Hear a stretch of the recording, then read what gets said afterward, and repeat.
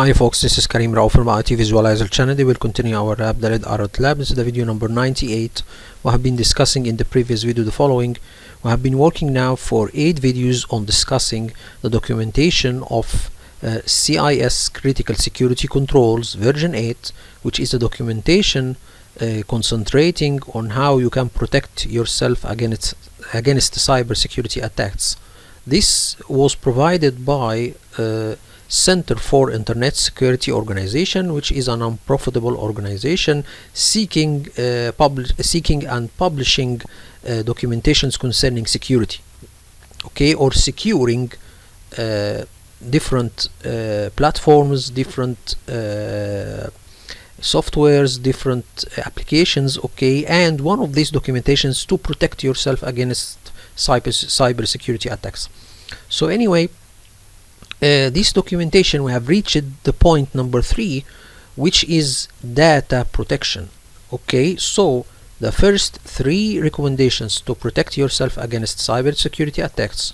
The first one was to make an inventory of your enterprise assets hardware.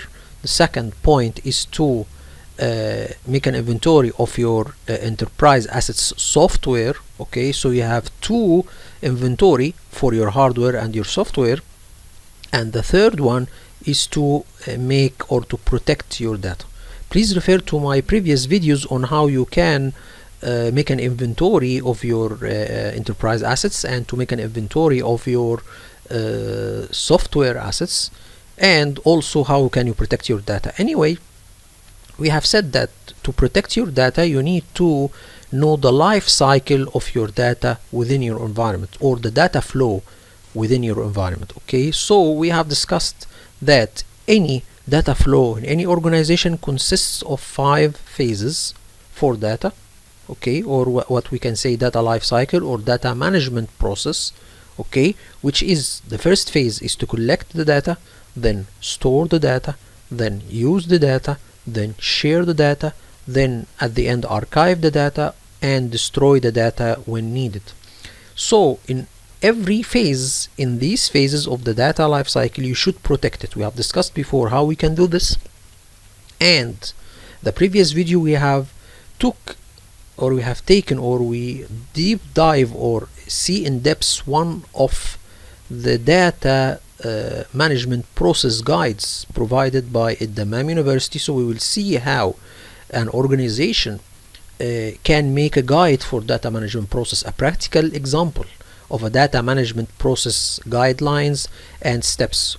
And I have discussed also the data flow in the Red Alert Lab scenario. So we have discussed what is the data flow in our Red Alert Lab scenario, and I have said in the previous video that we need to, after knowing the data flow diagram and the data flow process, we need to make a guide or to make a data management guide. So we are studying the Damam University data management process guide, so we can know how we can make one guide like this in our organization. So if you are taking a task to make a data management process guide, this is how we can do it, from this practical example. And by the way, making a data management guide is very, very critical, so we can know how we can protect our data. This is one of the things the CIS says: to protect your data you need to make a data management process guide, guidelines and steps. So we have said in the previous video that the Damam University have classified its data to 4 things, or 4 types: high confidential data, internal data, and public data. High confidential data is very, very sensitive data. If it is leaked, then it can put Damam University in a very critical situation. So we should protect it, or should be highly protected, and anyone, if he needs to see this high confidential data, he needs to take the permission of the dean of the university. So this is the first thing, high confidential data. Then confidential data, it is less in sensitivity, something for example like the salaries of the employee of the university, or their personal information, their mobiles, their social status, something like this. So these are confidential data, but if it is leaked, it will not do critical damage to the university. So it should be protected because the dean of the university or the data owner says that it should be protected, and actually it should be protected. It contains personal data and some financial data concerning the salaries of our personnel. Okay, anyway, so this is the second one. And the third type of data is the internal data, and he is saying that internal data, it is anything except confidential data or public data. So he's saying that any data which is not confidential or not public, then it is internal data. And internal data, it is the data transferred between the departments within the university. So this is the internal data, maybe internal memos, internal conferences or something like this, okay, or internal emails. So this is the four types of data, and actually at the end, after the internal data, is the public data, which is data that it released to the public, something like summer courses for the university, some data related to their financial statements, which is not which is approved by university to be published to the public. The website of the university, this all are public data available for normal or for the public people. So we need to know these four types of data, how they are handled within the university. So this is the data management process, how you can handle each and every type of this data. So let's see, we have stopped the last time at this table. So he's saying here we have public, internal, confidential, high confidential. Public information that is widely available to the public through publications, pamphlets, web content, and other distribution methods and disclosure. Alertation or modification will cause no risk to the university. So if anyone played with this public data, it will not affect the university. So this is the first type of data, and think here is a general definition, okay? And the second thing, which is internal data, routine or daily operation information requiring no special measures to protect from unauthorized access. So he's saying here that is internal operation information. He say that we don't require special protection. It should be protected, but not stressing on this protection, okay? Or protecting against unauthorized access or modifications or disclosure, but these are not widely available to the public. So he's saying it is internal operational information, maybe internal mails, internal memos. It should be protected, but we should not stress on that protection, okay? It will not harm, and if it is leaked, this will not hurt our organization. Again, go to the third type of data, confidential or sensitive information that would not necessarily expose the university to significant loss, but the data owner has determined security measures are needed to protect from unauthorized access, modification, or disclosure. This is something like the financial data of our personnel, the salaries of the employees, their social status, their personal data, their mobile phones, something like this. So these are confidential data. And by the way, you should classify your data so you can know how you can protect it. So to make data protection effective, okay, you should classify your data, okay? And the last one is high confidential information requiring the highest levels of protection, because disclosure is likely to result a significant adverse impact to the university, embarrassment, financial loss. So something like maybe research data for the university, or research projects, maybe financial statements, internal financial profit and loss, if it's something, if it is not exposed to the public or it's not approved to be exposed to the public, okay? So for example, leaking the financial statement or the profit and loss of the university, maybe this would do an embarrassment for the university, something if it's losing or it is making a lot of losses maybe. Anyway, so these are the four types. Here is giving examples. So these are the explanation or the definition. Then he's giving some examples. Brochures and newsletters, pamphlets, websites, internal phone directories, okay, the directory phone, how you can communicate with the different departments, like a phone book or something, marketing materials. So these are examples of public data, okay? For internal data, routine, example, routine correspondent, employee newsletters or internal newsletters, inter-office memoranda or memos, internal policies and procedures. Okay, so these are our examples of internal data. Confidential data, he's saying here that intellectual property license or under development records, purchasing information. So also the purchases done by the university, purchasing of computers, maybe so this is confidential data. Okay, vendor contacts, our vendors, we are getting, for example, computers from computer vendors, maybe suppliers, vendors for example, maybe food, maybe furniture or whatsoever. System configurations, this is confidential, the configuration of our system, this is a confidential data. Okay, so especially confidential, or it is sensitive data, because if a hacker knows the configuration, he can alter the configuration and make losses to the university. So this is confidential data. System logs, okay, system logs also seeing if we can make an audit or if there is a problem. System logs will be also a very confidential data or important data to be protected, so we can know what happened. Risk reports, RFP or RFI, I think it's a lot of things actually. So these are all confidential data, examples of confidential data.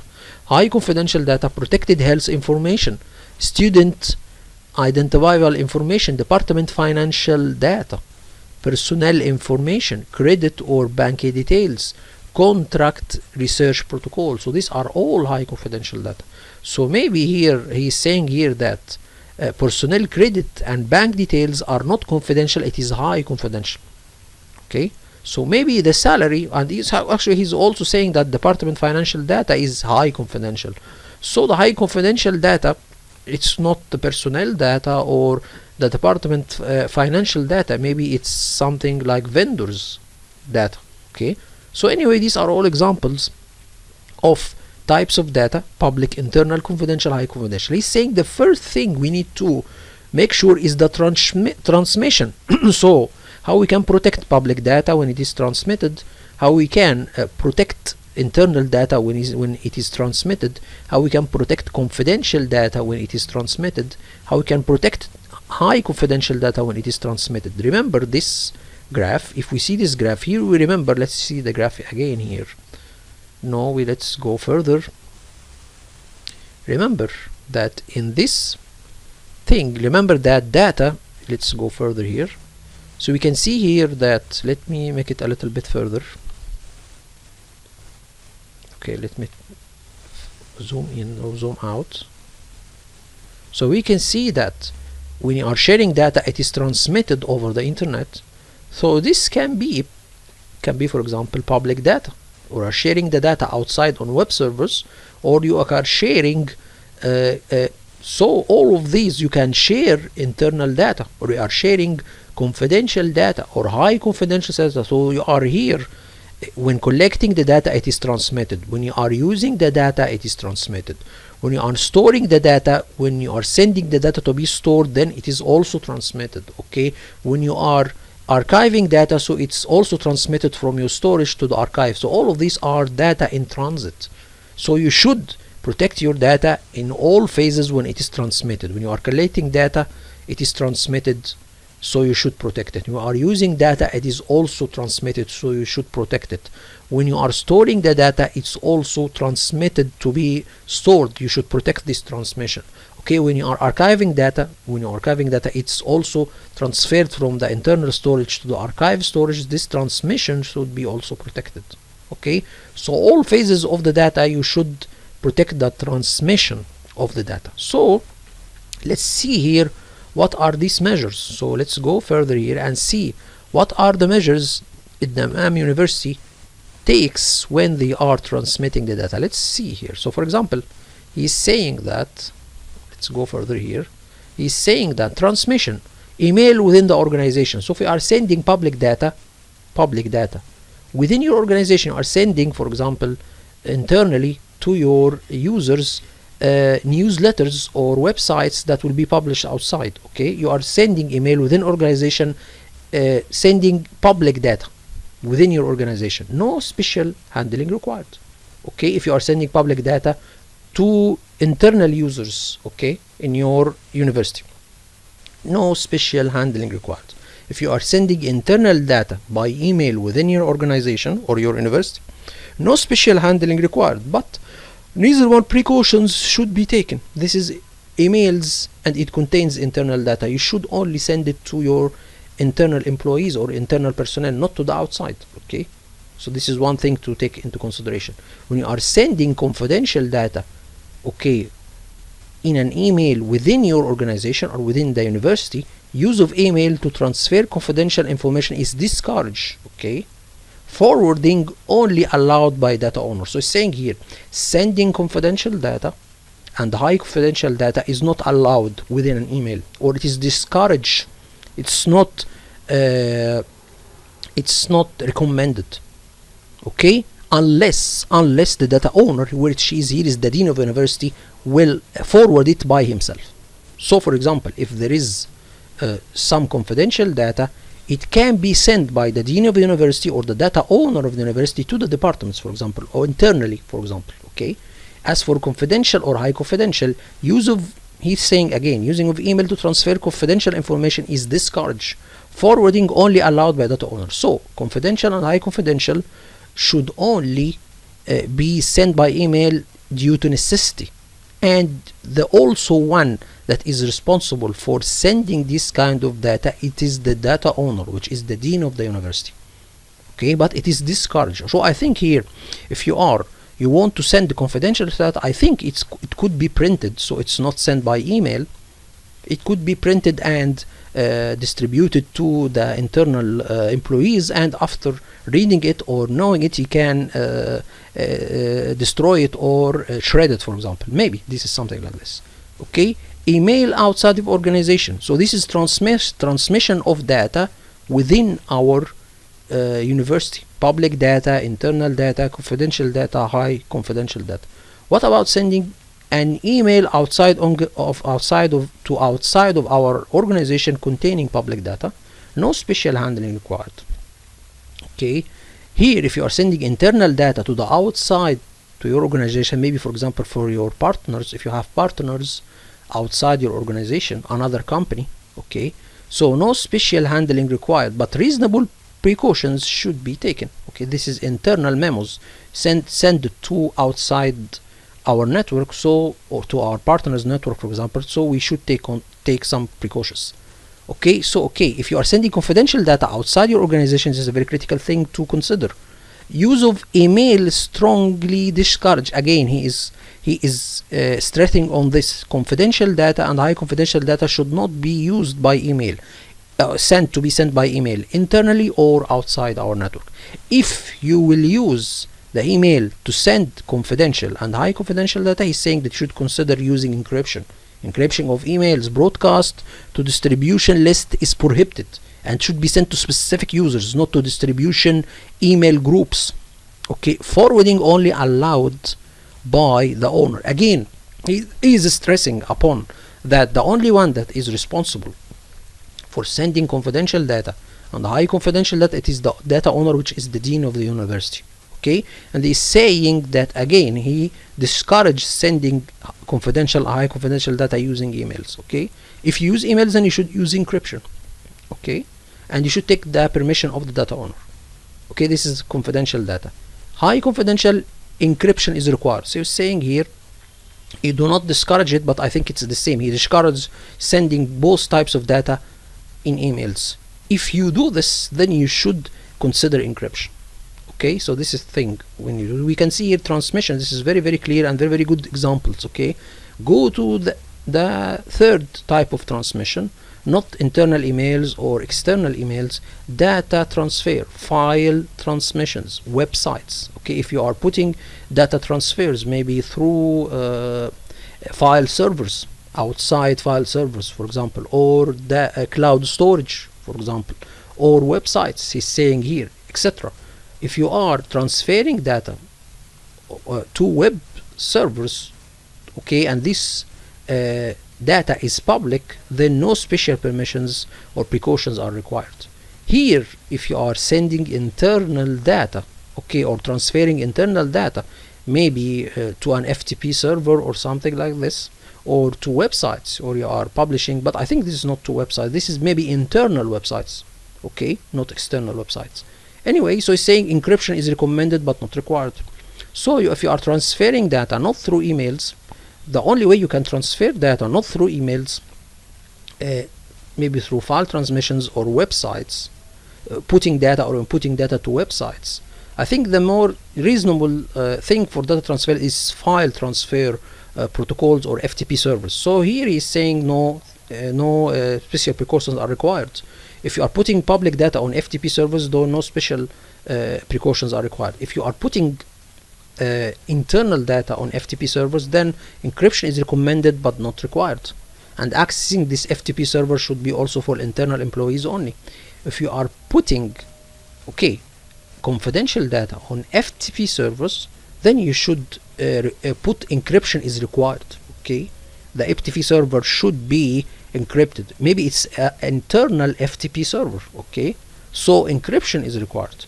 Or maybe it's external FTP server, but I think this is not good from the security point of view.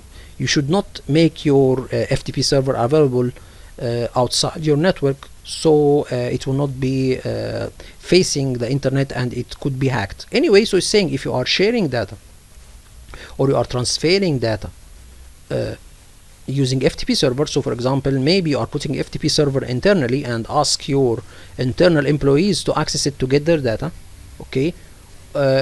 any data, public or internal or confidential or high confidential. Anyway, if you are using FTP server for file transmissions, then you should consider encryption for confidential data, high confidential data, not required encryption for internal or public. So these are all kinds of data transfer. Maybe you are transferring data using flash or using USB or DVDs. So he's saying here, if you do this, then you should consider encryption for confidential, high confidential data. The last thing, for transmitting of data, maybe data is not transmitted electronically through FTP server or something, or file servers. Maybe it's printed. So you print data to print locations. For example, maybe there is, for any department or every department have a printer. So for example, if the dean of the university likes to send the data to for example the financial department, maybe he can print the data to the financial department printer, maybe. So this is another way of transmission of data to printers. So here he's saying no restrictions are required if you are sending public data. Maybe the dean is sending some pamphlets or brochures to the marketing department, maybe. So this will not, you do not need any restrictions. If you are sending internal memos to the printers, for some departments, then printer to be located in an area not accessible by general public. So if the dean is, for example, sending a document that contains internal policy to be printed to certain departments within our organization, then this printer should be not be available for the public. So this is one thing also to make sure. And another thing here we should stress on, maybe it's not listed here. When you are sending data from a PC to a printer, the sending of data from the PC to the printer should be secure. You should, for example, use maybe SMB version 2 protocol. So this is also transmitting of data to printers. It should be protected. Anyway, so saying internal and public data to be printed, there is no restrictions for printing public data. The restriction or printing internal data, it should not be available for the public, or the printer that will print internal data, it should not be accessible by general public. As for the confidential data, monitoring required and removal of the printed material immediately. So if you are, as a dean, sending confidential data to a printer of one of the departments, you are sending confidential data document to be printed to one of the printers of certain departments, then you should monitor the printing process, and after reading the printed material, you should dispose it, or you should remove it immediately. Or for example, if I am sending as a dean confidential data to the financial department, for example, then the financial department should see the printer, and then after the document is printed, they should read it, and take it immediately, not leave it in the printer. And actually it's not be available for the public. The printer is not available for the public.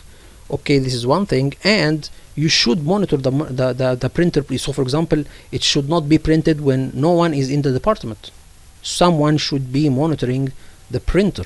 After the documentation is printed, take off the documentation, read it, and then dispose it or destroy it. This is for confidential data. 4. High confidential, monitor required and removal of the printed data immediately. So here he is stressing on, if you are printing confidential data or high confidential data, the printing process should be the printing process should be monitored, and the material should be removed immediately. The printed material should be removed immediately after the printing. Okay, so this is some examples of transmission of data, protecting transmission of data using emails inside and outside, transmission of data through FTP servers. And by the way, if you are using an FTP server to transfer your data or to access your data, then the FTP server should be using secure protocol like SFTP. And you should also, if you are using file servers, you should use SMB version 2 protocol to protect data transfer. If you are using flashes, USBs and DVDs, then also you should consider using encryption for these kinds of media. Okay, let's go and continue working. He is saying, so here, this is the transmission, okay, of data within the University of Dammam. This is when data is transmitted. What about when the data is in it is in rest, or it is stored and there is no activity on it? Then we should use BitLocker. This is very example, or very reasonable thing to consider. Let's go here again to the graph and let me show you all what I mean here.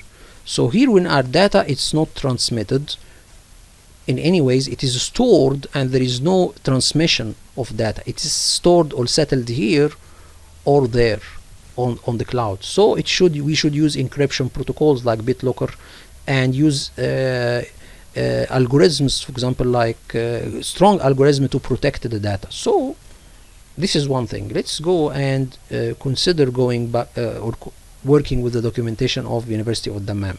So here we can see he goes again to the backup and recovery. So data protections, it's not only to protect the data by encrypting it, but this is, I think here he's talking about backup and recovery when data is in rest.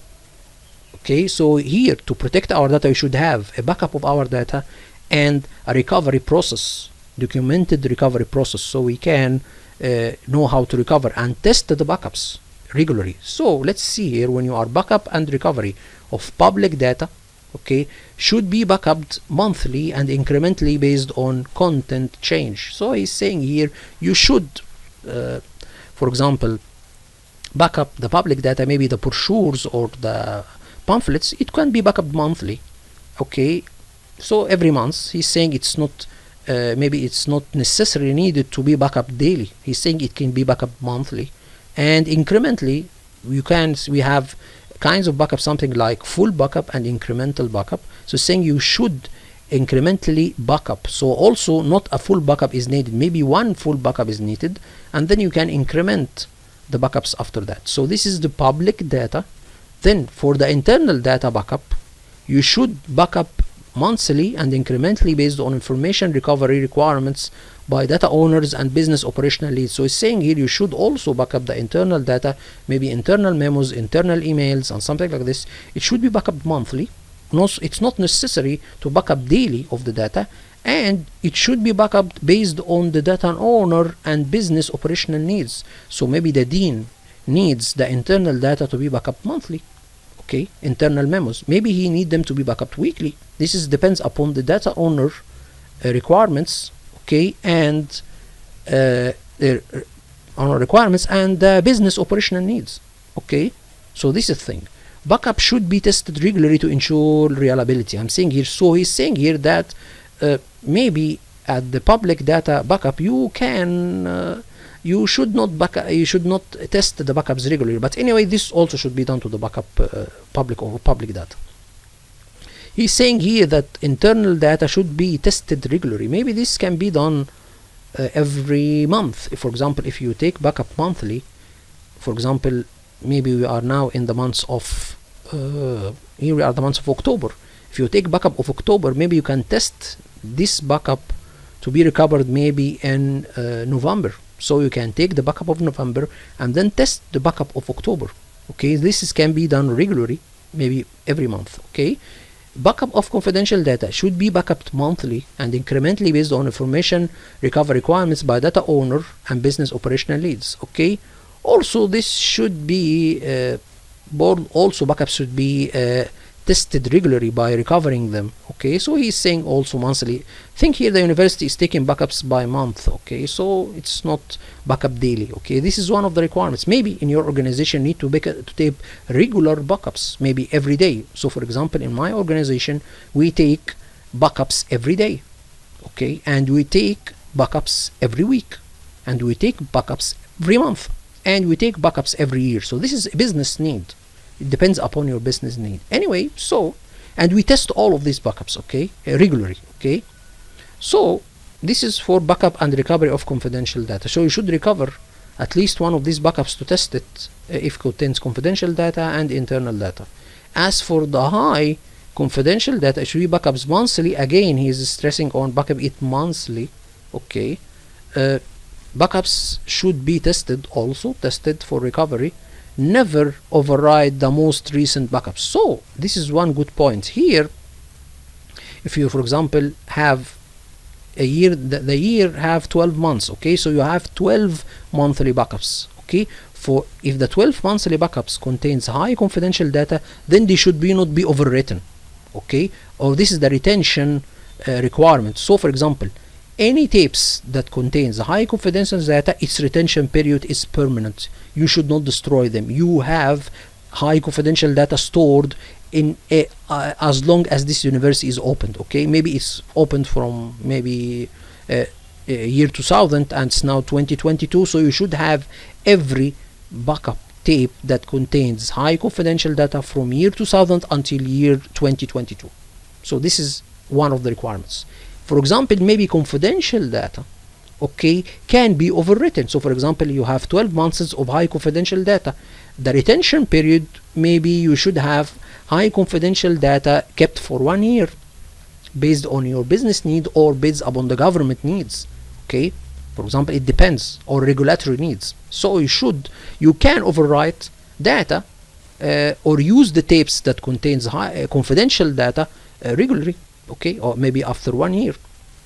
As for internal and public, I think here you can use the backup tapes maybe the retention period is less here, maybe it's 2 or 3 months maybe. Anyway, so this depends upon the retention. This is the last point, talking about the retention time. Okay, the retention time, this is permanent, okay, for high confidential data.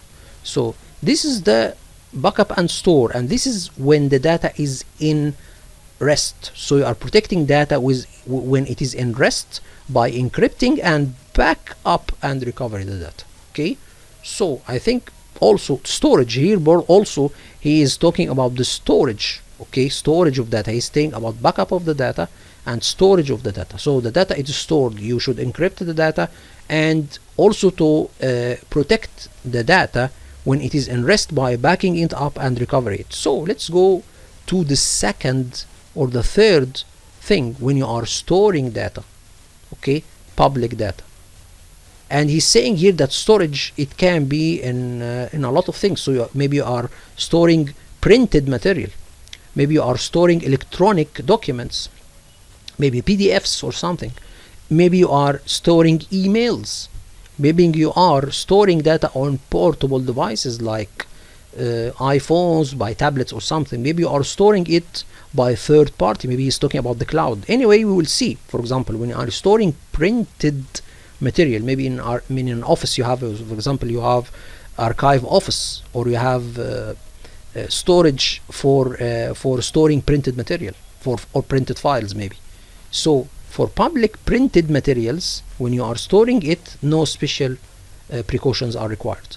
When you are storing printed material that contains internal data, reasonable precautions to prevent access by non-employees. So we all know that if you have an office for archiving your printed material, so no one should access this office unless he is an internal employee. This is very thing to know or to consider. If you are storing printed confidential data, storage in a secure manner, secure areas, lockable enclosure, must be locked when unattended. So here is stressing upon that if you are storing printed material that contains confidential data, maybe here the archived office or the archived or the place that you will archive this printed confidential data should be monitored. Maybe you have, for example, accessing this office should be monitored, put cameras or something, and also the office should be locked every time, so the office is not be available for anyone, or it's not opened 24/7. It should be locked. If anyone needs to see printed materials for confidential data, he should take the key, for example, for this room and open the room when needed and close it when it is unneeded. Okay, this is for confidential. For high confidential printed material, storage in a lockable enclosure must be enclosure must be locked when not in use. So he is stressing upon printed material that contains confidential and high confidential data should be stored in a secure location. I can add that it should be monitored using cameras or something, and accessing the room should be logged. Maybe if I'm using an electronic key to access the room, this is also a good thing to add here to these recommendations. So for example, accessing the data center should be monitored by cameras and should be logged by electronic keys.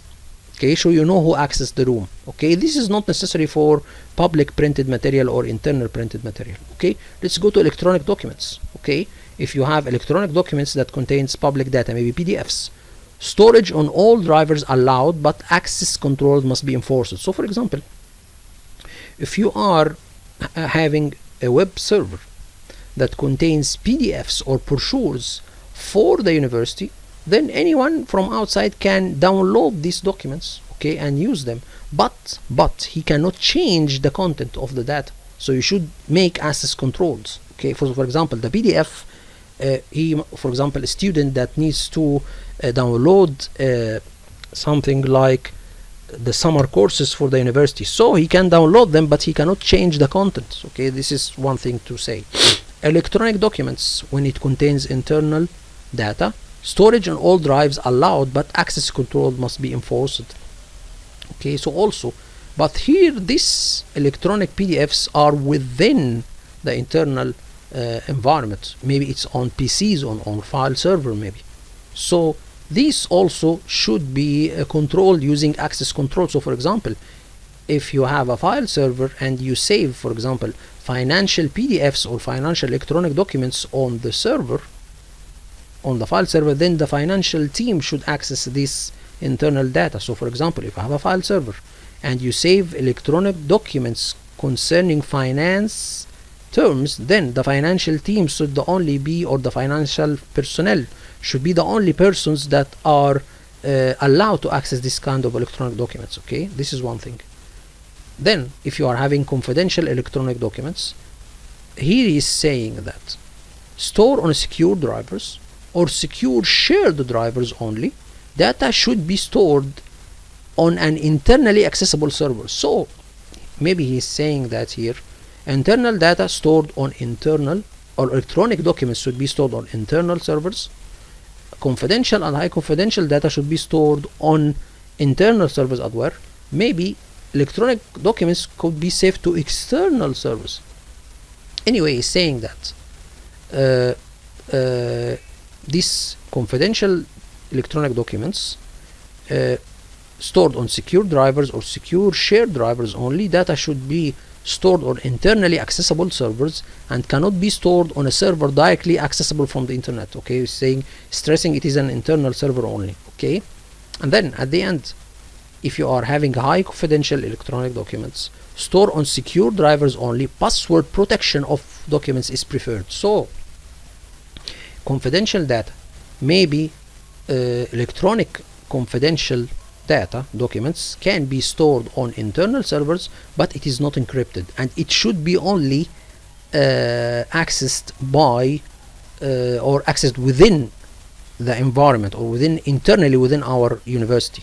And I think it should have also some access control, so no one can access confidential data. Maybe some department heads should access confidential data. We can increase, we can add to this recommendation. For high confidential electronic documents, there should be a key, or we should have an encryption to the high confidential electronic documents. To open it by a password, you can open the high confidential electronic documents using a password that should be stored on a secure drivers. And I think we should encrypt also the data, encrypt electronic documents. I think we can add also that we can encrypt confidential electronic documents and the high confidential electronic documents. Encrypt them and open it with a password. Okay. Then, if you are sending, if you are storing emails, maybe on an email server, maybe internal email server or Office 365 maybe server, no special. If you are storing public emails, then no special precaution is required. If you are storing internal emails, reasonable precautions to prevent access by non-staff and employees. So, for example, maybe emails sent to the public, we should not consider protecting it. Maybe it's available for the public, so no problem for protecting it. But if you have or also, for example, so it's not protected. Okay. And the internal email, so you are using an internal email server to send emails, so you should this is enough, because the internal email server, it will not be accessible only within the university. But if you are using Office 365, for example, to send internal emails between your employees and send it to your partners outside your organization, then you should prevent access by non-staff and employees. So the emails or the internal emails sent to staff within the university or staff outside the university, maybe your partners or partner universities, you should stress that it's only accessed by the staff. Okay, maybe by I don't know if there is a way to do this. I think it's accessible or it's feasible to do this. Okay, if you are emails here, I stress on that he is saying that confidential data and high confidential data, it should not be sent through emails. Anyway, if you are sending confidential and high confidential data using emails, then store it in a secure manner, password protect access, or reduces to printed format, delete electronic form, and store in accordance with the storage of printed material. So he's saying here is stressing on, you should not use an email to send confidential data and high confidential data. If you do this, then you should send it to the one responsible for that, and he should open it by a password, and then he can print it and then delete the email. Okay, and then take this printed confidential data and store it. Okay, this is the only way to do this. Okay, so he's stressing that you can send an email concerning confidential data or high confidential data. It can be sent, but it should be opened using a password, and after opening it, you should print it. Okay, review it, delete the email, and then store the printed confidential data. Okay, maybe in a closure, for example, here in this point. Okay, so this is one. Okay, and the same. Okay, so the same applies for the confidential and high confidential data. Okay, then maybe you are storing public data on a portable device. Maybe you have in the university a tablet, so students can review the pamphlets or brochures of the university. So if you are storing data on portable devices, then no special precautions are required for the public data stored on portable devices. What about internal data stored on portable devices? Use lockable containers or devices. So maybe there is an internal PC, okay, or internal server that is responsible for displaying internal policies or internal newsletter, for example. So this PC should be locked internally within our environment, not to be accessed by the public. Okay, portable devices, the same. You should put it in lockable containers or devices, or lockable containers for example, maybe you have a tablet or a phone that contains confidential data. It should be, for example, if you have a portable device or a tablet that contains high confidential data and someone need to see this portable device, then it should be locked in a place, and this place should not be accessed unless you have a permission, for example, maybe from the dean of the university or something like this. Okay, and again, we can add a little bit of addition to this thing. You have end-to-end encryption. So data, what you should have the portable device system and hard disk is encrypted, because if it is lost for any reason, then no one can decrypt the data or can review the data. So this is one thing also. And again, the last part is to store data on third party, maybe on the cloud. You are storing public data on the cloud, maybe on a web server, then no precaution is required. If you are storing internal data, maybe on Google Drive links or on storage cloud, then secure with lockable enclosures and access controls required. Maybe if it's on the cloud, so it's already outside the premise. For example, maybe if you are storing internal data on Google Drive, so it is encrypted because Google provide this service, and the sending of the data from inside, or transferring of the data from inside your organization to the Google cloud, it is encrypted as well. So this is and already the Google servers are in a data center and it's monitored and it is locked. Okay, so we don't do this. Okay, secured, if you are sending confidential data through stored, or you're storing confidential data on third party or the cloud, then it's also locked and access controls required. So for example, if you are putting internal data on the cloud, then only internal employees could access this data stored on the cloud, and the same for the confidential and the high confidential. You should also stress on who can access confidential data stored on the cloud, or to access high confidential data stored on the cloud. So this is also another thing to take into consideration. Okay, these two things, backup and store, this how to protect data when it is in rest. The previous was protecting data when in transit. Let me see how much time we have passed here. So I think maybe you have about a couple of minutes. Let's see how much is remaining here. So here I think we have maybe less. I think I will stop here because there is a lot of info we have configured, or we have discussed. Maybe here we can talk about marketing documentation. If contains public, it's no restrictions are needed. Marketing documents, internal marking documents, sorry, it's not marketing. So you should mark the documents or label the documents. Okay, so no restrictions are done. You can label public data as public. You can mark or label or put this internal use only. So for example, if there is a documentation for the public, you can write on it for public. If there is an internal documents, you should put internal use only. Okay, if you have documents that is confidential, printed, I think he's talking about printed documents, you should mark or label printed documents. For example, public printed documents, you can put on it for public.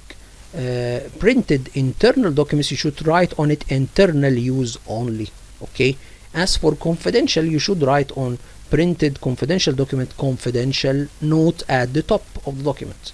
If you have a printed document that contains high confidential data, it should be type at the beginning of the document, or the top of the document, at the bottom of the document. Okay, so I think we can stop at this one, and the upcoming video we can see how we can physically protect the data. I think here this is also concerning when the data is in rest. Okay, when the data is in rest, so we protect the data when it is stored, and protect data when it is transmitted. So in the upcoming video we will talk about these two parts for securing the data when it is stored on workstations, servers, printers, office access, portable device. I think this also it is